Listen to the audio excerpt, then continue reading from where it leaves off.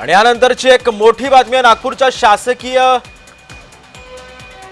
ITIला नवं नाव मिळतंय। ITIला श्री संत जनगाडे महाराजांचं नाव देण्याची मंजुरी देण्यात येते। मुख्यमंत्र्यांच्या हस्ते नामांतर सोहळा आता संपन्न झालेला आहे। नागपूरच्या शासकीय ITIचं नामांतर झालेलं आहे। ITIला श्री संत जनगाडे महाराजांचं नाव देण्यात येत आहे। मुख्यमंत्र्यांच्या हस्ते नामांतरण सोहळा आता पार पडतो।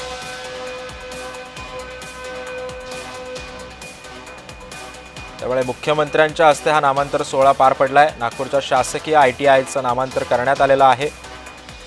आपण ही दृश्य पाहतोय। नागपुरातील ITIला श्री संत जनगाडे महाराजांचं नाव सध्या मिळालेलं आहे। मुख्यमंत्र्यांच्या हस्ते हा नामांतरण सोहळा पार पडतोय। आपण इथे दृश्य पाहतो। नागपुरातील मुख्यमंत्र्यांच्या हस्ते हा नामांतर सोहळा संपन्न होतोय। मुख्यमंत्र्यांसोबत अनेक मंत्री सुद्धा या ठिकाणी उपस्थित आहेत। मंगलप्रभात लोढा आहेत, त्यानंतर चंद्रशेखर बावनकुळे सुद्धा आहेत आणि हा नामांतर सोहळा आता सध्या संपन्न झालेला आहे।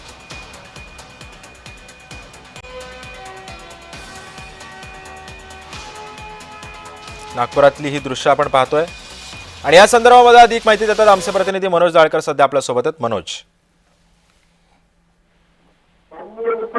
नक्कीच आपण देवेंद्र फडणवीस आपण या ठिकाणी कार्यक्रमाला बोलताना पाहू शकता आणि त्याचबरोबर त्या ठिकाणी महसूल मंत्री चंद्रशेखर बावनकुळे हे त्या ठिकाणी पोहोचलेले आहेत। आपण इथे नामांतरण सोहळा या ठिकाणी हा आयोजित केला गेलेला आहे आणि या ठिकाणी नामांतरण सोहळा हा पार पडत आणि कार्यक्रमासाठी आपण मुख्यमंत्री देवेंद्र फडणवीस हे पोहोचलेले शासकीय ITI ला आता श्री संत जगनाडे महाराजांचे नाव हे देण्यात येत आहे। मुख्यमंत्री देवेंद्र फडणवीस यांच्या हस्ते हा नामांतरण सोहळा पार पडत आणि आपण इथे कौशल्य विकास मंत्री मंगलप्रभात लोढा यांच्या उपस्थितीमध्ये हा आपण सोहळा सुरू होत झालेला आहे आणि या ठिकाणी मुख्यमंत्री देवेंद्र फडणवीस हे पोहोचलेले आहेत आणि या ठिकाणी त्यांनी नामांतरांचा जो फलक ते देखील या ठिकाणी आपण रिबिन त्यांनी नामांतरण सोहळा झालेला आहे। या ठिकाणी आपण बघितलं संत जगनाडे महाराज हे नाव हे देण्यात आलेलं आहे शासकीय औद्योगिक प्रशिक्षण संस्थेला।